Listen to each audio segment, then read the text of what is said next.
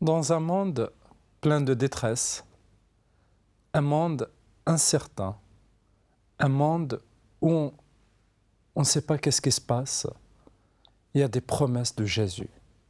Et l'une des promesses, c'est que Jésus nous offre sa victoire sur la croix. Il dit, même s'il y a la détresse du monde, ne craignez rien, car j'ai vaincu le mal. C'est une victoire qui est acquise pour toi. Reste avec nous.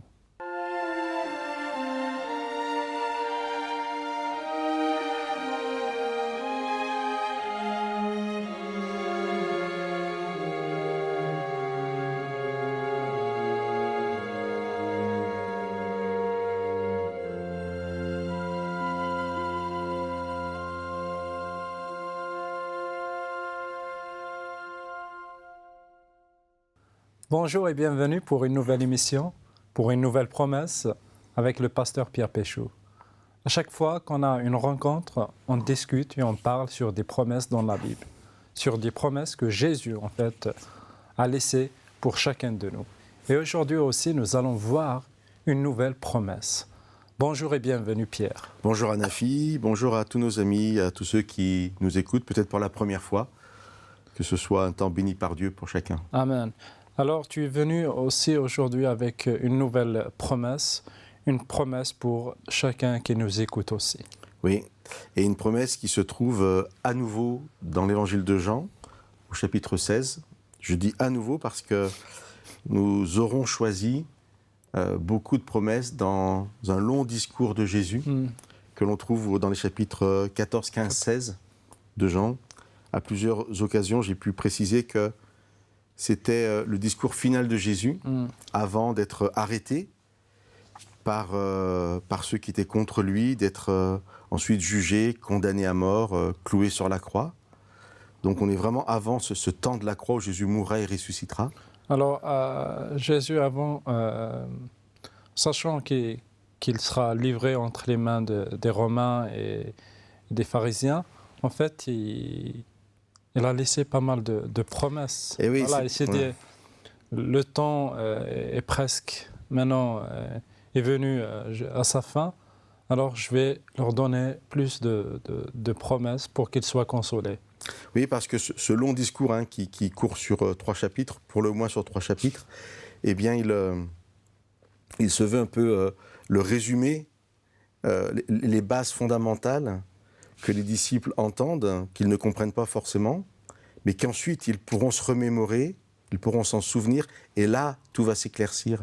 C'est-à-dire que l'évangile de Jean, il est écrit quelques années après, et Jean, quand il écrit, il comprend les choses, alors il peut bien les poser, c'est vraiment intéressant. Et je parle donc de ces chapitres 14, 15, 16, mais on va lire tout à l'heure un passage aussi dans le chapitre 12, et là nous sommes vraiment dans les derniers jours aussi, parce que Jésus sait qu'il va mourir à Jérusalem. De façon très particulière, Dieu va l'avertir qu'il doit aller à Jérusalem parce que l'heure est arrivée. Et quand on lira ce passage dans le chapitre 12, nous sommes déjà à Jérusalem. C'est-à-dire qu'on n'est pas dans les derniers chapitres, on n'est pas à la veille de sa mort, mais on est déjà dans cette dynamique. Jésus le sait très bien. Et au chapitre 12, il annonce sa mort, justement, et on lira un passage par rapport à ça. On verra comment il y a une progression dans le chapitre 12, 14 et 16 qui est liée à la promesse que nous n'avons toujours pas lue, à la promesse d'aujourd'hui. Alors, il est peut-être temps de le faire. Alors, avant de la lire encore, une dernière précision. Ce verset est le dernier verset du chapitre 16. Donc, on est à la touche finale, c'est la conclusion du discours de Jésus.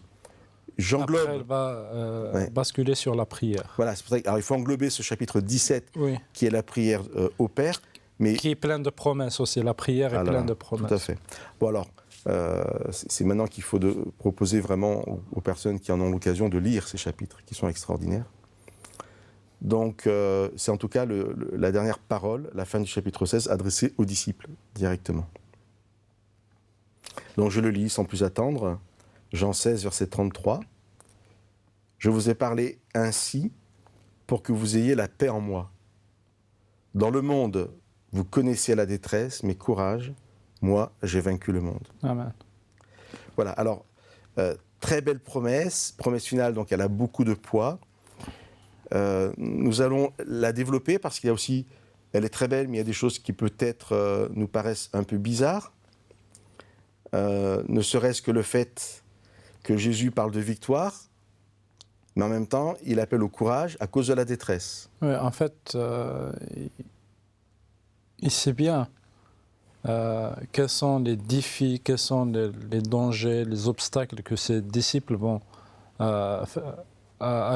quels ces disciples vont faire face. Parce qu'il dit, vous connaissez la détresse. Alors, est-ce que Jésus, en donnant cette promesse, est-ce que c'est une préparation pour le futur? Ou c'est juste pour le présent, là-bas?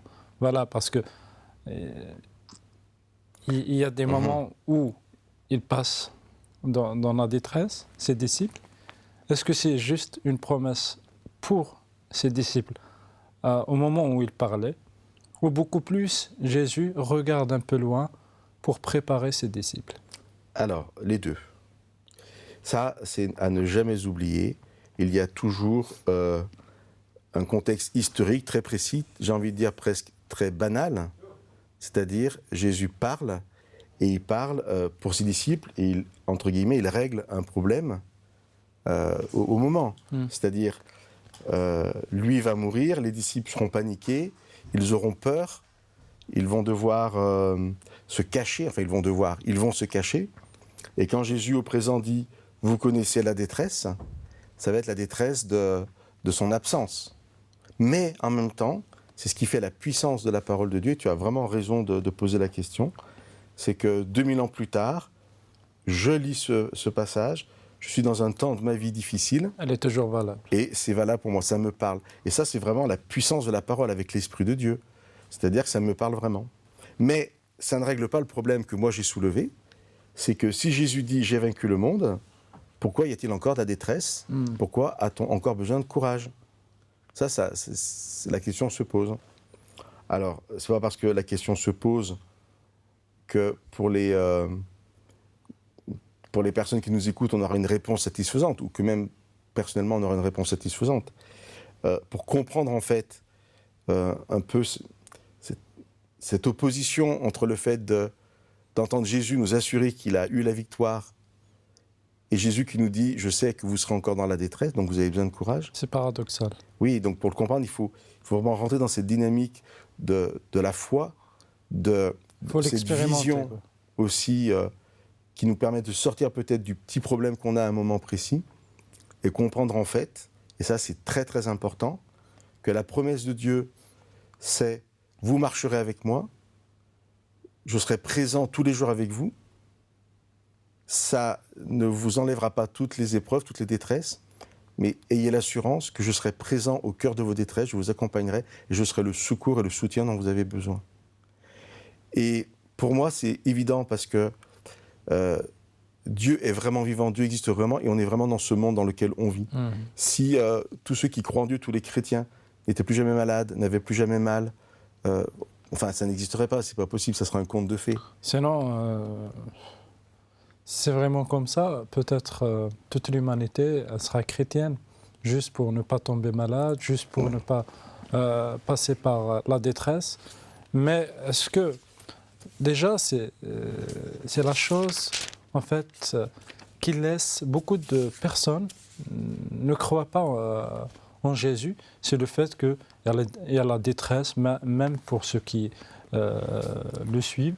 Il y a la détresse pour ceux qui aiment vraiment Jésus, pour ceux qui se disent chrétiens et tout.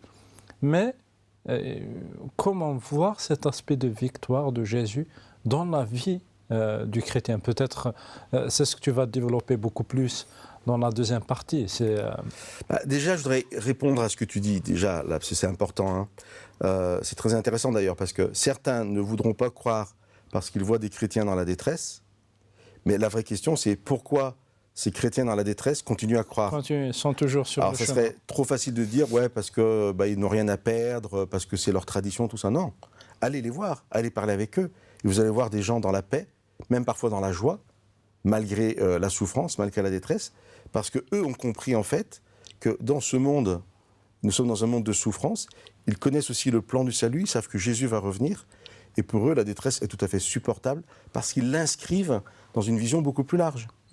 Alors, et cette vision plus large, ça me permet de faire le pas. C'est Jésus qui dit ici, j'ai vaincu le monde. Alors, le verset, la promesse d'aujourd'hui, je vais la relire parce qu'il y a des mots qui reviennent et qu'on a pu voir dans une autre promesse.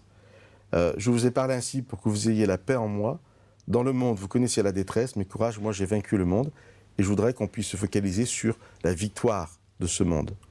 Dans un autre partage ensemble, nous avions pris une promesse dans le chapitre 14 de Jean, on est toujours dans ce grand ensemble-là, et c'était le verset 27. Alors je vais relire cette promesse maintenant.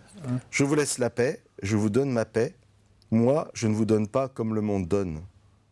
Et là on avait plus insisté sur les différents types de paix et sur ce que pouvait être le monde. Et on avait dit que le monde c'était l'absence de Dieu. C'est une définition simple que tout le monde peut saisir, l'absence de Dieu. Sinon que l'absence de Dieu c'est la présence du mal.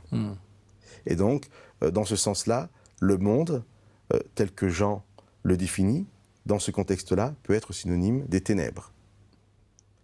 Pour finir cette première partie, je parlais tout au début de deux autres textes qui permettent de progresser par rapport à la position que Jésus a envers ce monde, que je viens de redéfinir comme étant l'absence de Dieu, comme étant les ténèbres. Et je vais lire donc deux autres passages. Un premier qui est au chapitre 12, de l'évangile de Jean.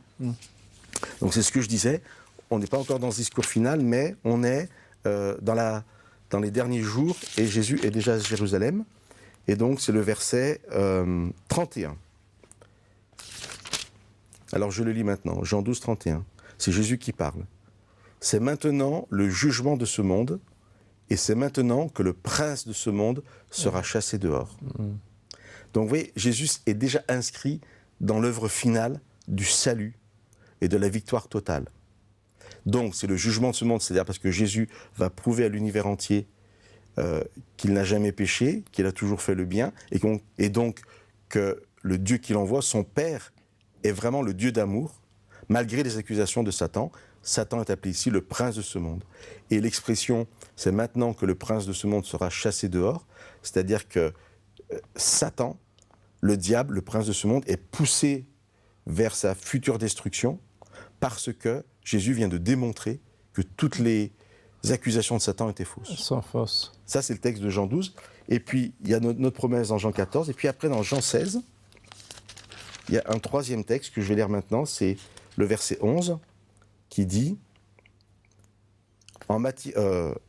oui, voilà. Excusez-moi, parce qu'il faut que je prenne le début de la phrase. Ce texte parle de l'Esprit Saint et il dit « Quand l'Esprit Saint sera venu, il convaincra le monde en matière de jugement parce que le prince de ce monde est jugé. » Il y a déjà un jugement qui a été porté sur on continuera Satan. Dans la seconde partie. C'est ça. On arrive à la fin de cette première partie. Nous allons avoir plus d'explications sur ces deux versets et aussi sur cette promesse qui nous a été laissée et donnée. Je vous remercie de nous avoir suivis durant cette première partie.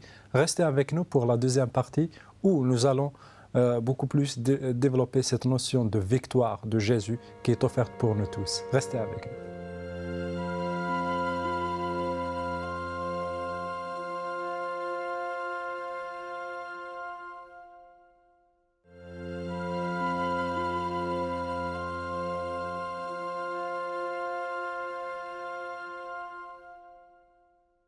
Bonjour et bienvenue pour cette deuxième partie où nous avons développé la promesse de la victoire de Jésus et la défaite de Satan, le prince de ce monde, l'initiateur du mal. Nous allons continuer toujours cette promesse avec Pierre. Bonjour une deuxième fois, Pierre. Bonjour Anafi, une deuxième fois. Je vais relire rapidement des extraits des trois textes, parce que je pense que c'est important. Entre les chapitres 12 et 16, il y a donc trois textes qui parlent de ce prince de ce monde. Tu l'as bien défini ici, l'accusateur. Donc le premier, il est dans Jean 12. Et Jésus dit, c'est maintenant que le prince de ce monde sera chassé dehors. Il annonce la victoire sur le mal. Jean 14, 30, en fait, que je n'ai pas lu, parce que la promesse, c'est Jean 14, 33. Jean 16, 33, donc Jean 14, 30. Le prince de ce monde vient, il n'a rien en moi. Ça, c'est intéressant parce que Jésus a l'assurance qu'il a rempli sa mission et que donc, en fait, on ne peut pas dire qu'il y a un mélange entre Jésus et Satan. Il est pur. Parce que dans une des émissions, on a développé la notion de purification. Sans mélange. Il y a un sans mélange. Il n'y a rien, en fait. Il n'y a pas un petit coin dans la vie de Jésus où, Satan, vraiment, en fait, il est comme associé avec lui. Alors ça, c'est vraiment important. Tu vois, le troisième passage, dans Jean 16, 11, c'est « Le prince de ce monde est jugé ». Et là, on peut prendre le verbe « juger » comme synonyme de « condamner ». Et Satan est condamné par l'œuvre de Jésus. Et pourquoi ce que tu dis est très important? Parce que ça veut dire que nous pouvons vraiment prendre la Bible, les évangiles, les ouvrir, les lire ce que Jésus a fait, en sachant qu'à 100%, il a fait l'œuvre du Père. Ça, c'est vraiment important. On n'a pas à se poser la question de savoir si oui, mais ça a bien été fait ou pas. Non. Voilà, c'est ça qui est absolument incroyable. Tout ce qu'il disait, tout ce qu'il faisait, c'est vraiment... Il rentrait dans le cadre de la volonté de Dieu. Rien n'est, en fait, n'oppose la volonté de Dieu. Depuis, en fait, toute sa vie, quoi. C'est ça. Et donc, ça, c'est très encourageant parce que si on veut bien rentrer dans cet acte de foi, en quelque sorte, eh bien, la vie de Jésus va vraiment être exemplaire. Et toutes ces paroles, en fait, on peut les accueillir sans aucune méfiance. Et tout ce que nous comprenons que nous devons vivre à travers ce que Jésus nous enseigne, nous pouvons le vivre. Même des choses qui nous semblent difficiles, eh bien, parce qu'il n'y a pas de mal, parce que Jésus peut dire « le prince de ce monde n'a rien en moi », on est complètement séparés, eh bien, on a l'assurance que jamais Jésus peut nous demander de vivre quelque chose qui serait contraire à notre bien. Alors, parfois, ça peut nous sembler difficile. Quand Jésus dit à un disciple « laisse tout, viens et suis-moi », c'est pas forcément facile à vivre. Mais au final, ce disciple sait qu'il n'en sortira que du bien parce que c'est Jésus qui le demande. Donc cette victoire, elle est vraiment importante. Elle est vraiment primordiale. Et notre promesse d'aujourd'hui... si je pose la question, cette victoire est acquise où, comment et voilà, quand est-ce que cette victoire est acquise? Parce que Jésus ici, il parle déjà, il était quelques chapitres plus tard, même dans d'autres évangiles, il était un peu dans la détresse, et il y a l'angoisse, il était angoissé. Alors, il parle déjà de la victoire, mais lui, au moment où il parlait de la victoire, il n'a pas encore acquis la victoire. Alors, si on se place sur une ligne du temps, d'accord, parce que c'est là où nous sommes, nous, toi et moi, on a un aujourd'hui, un hier, un demain, on n'en sort pas. Si on se place sur cette ligne du temps dans laquelle Jésus accepte de se restreindre, puisqu'il est fait pleinement homme, eh bien, la réponse à la question, même si ça dit où, quand, comment, mais quand, ça serait à la résurrection, que la victoire est pleinement acquise.